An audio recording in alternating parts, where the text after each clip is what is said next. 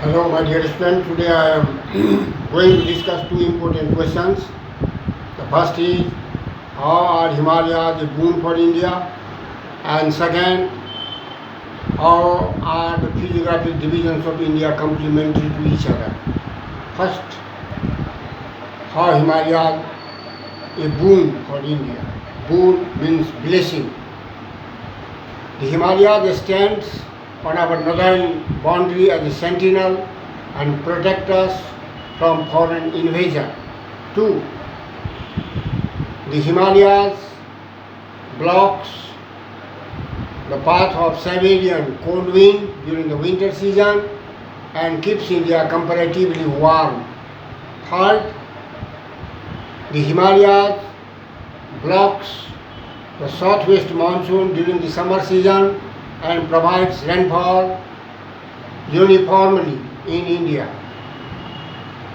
Fourth, the Himalayas have several glaciers from which most of our perennial rivers originate and provides us lifeline. Fifth, the Himalayas have lush vegetation which provides raw materials for several agro-based, forest-based industries like match, railway sleeper coach, pulp, etc. Next, the Himalayas have several medicinal herbs which provides raw materials to our pharmaceutical industries. The Himalayas have several types of metallic and non-metallic minerals, but its extraction is difficult due to difficult terrain. Now the second question, how are physiographic divisions of India are complementary?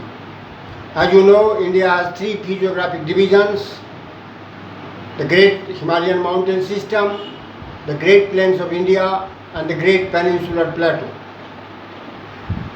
The Great Peninsular Plateau provides raw materials, that is sediments, to fill up the Sea of Tethys, and thus the Himalayas was born.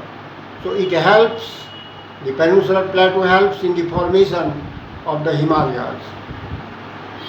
The rivers from the Himalayas and the Peninsular Plateau provided sediments to fill up the remaining part of the Sea of Tethys, and thus the formation of the Great Northern Plains of India. This is the complementary nature physiographically.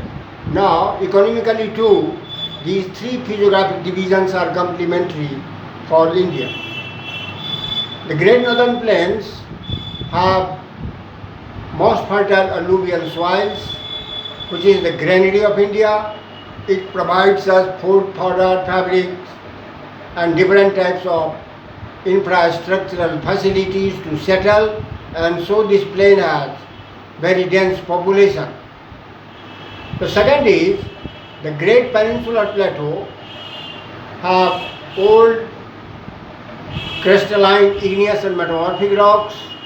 It is the storehouse of minerals on which our industrial development and economic growth completely depends upon.